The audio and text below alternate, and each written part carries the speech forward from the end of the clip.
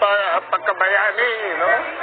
At pangunguna sa movement na ito na ang ating hangad ay lumaki kada araw para yung bastos sa Kongreso at yung bangag sa Malacanang ay matanggal na.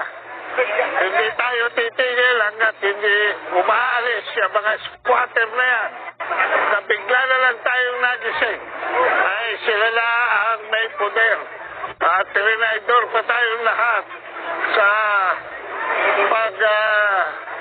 hanap nila ng boto. Makisama naman tayo pero sa tayo pinulot nabudol ho tayo. At ngayon sila na nasa poder, parang pinalalabas nila na ang mga Pilipino ay Indyo. Yan ang nakaka-insulto sa bawat Pilipino. Na ang bawat Pilipino ay bobo. Ang bawat Pilipino ay utusan. Bawat Pilipino ay slave. No? Dahil lamang gusto nilang makuha ang tagong yaman ng kanilang angkan. Kaya nag-aalis na naman dahan-dahan ang taong bayan para ipakita sa kanila na patay na ang mga abusado. At kung hindi sila titigil, ay baka madala na naman sila, pero hindi na yata sila tatanggapin sa Honolulu. Hanggang Guam na lang sila. No? Hanggang Guam. So, tingnan ho natin kung sino mamamayani nito.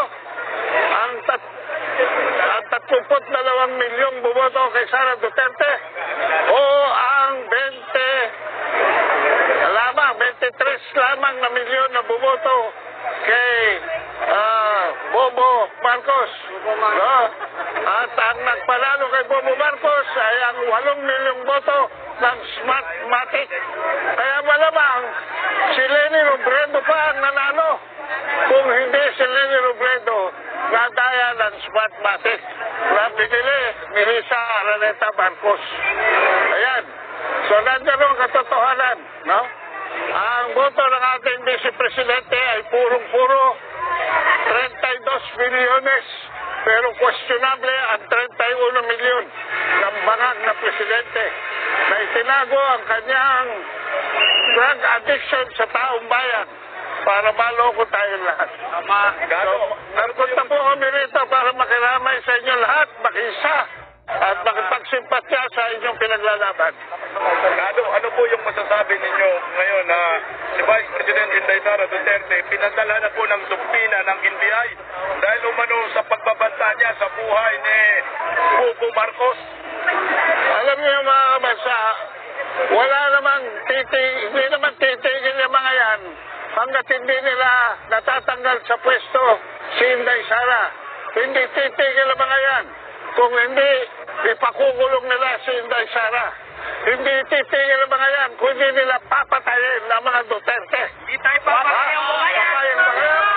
Huwag mo ba yan? Hindi titigil ang mga yan dahil sa lapi, kapangyarihan.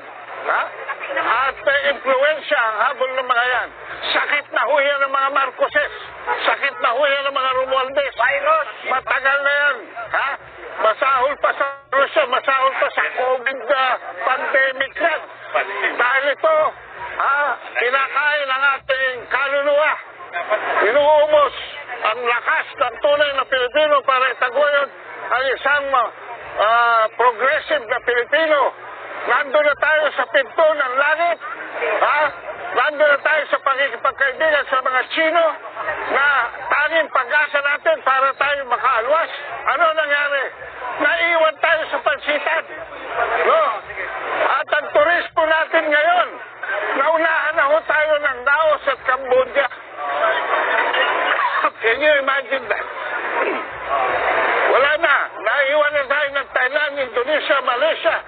Sa Siam, na ASEAN countries, tayo na kulilat. Hindi ba tayo nahihiya dyan?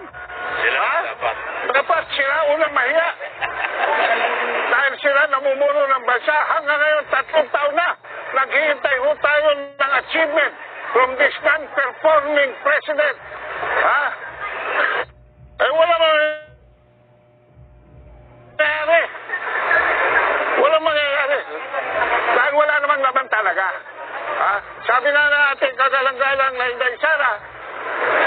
marunong magpresidente.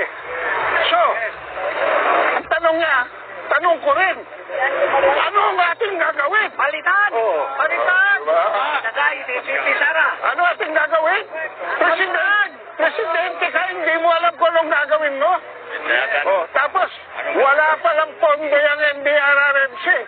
Dahil pinamamahagi na, pinag-aayudan ng pinsan mo kung saan. Pero pag may bagyo, walang pondo. Oh, walang pondo. Mula nasyonal.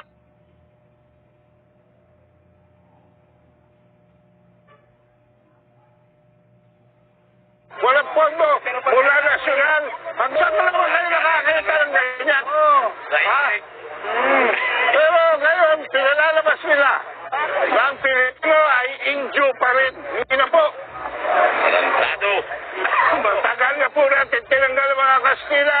Matagal na po natin tinanggal ang mga Amerikano. At tinanggal uli natin noong 1991. Tinanggal uli natin noong 2016. Ngayon, balik na naman ang mga Amerikano. At tayo ay ginugurgur ng pera ng militar ng Amerikano na walang alam kundi manggera. Kaya po kami sa mamamayan, ayaw namin ng droga, ayaw namin ng digmaan. No? Mad kami. Very mad. Very mad. Marcos, alis dyan! Panghuli na lang ho.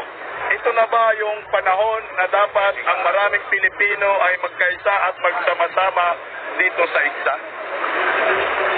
Alam nyo,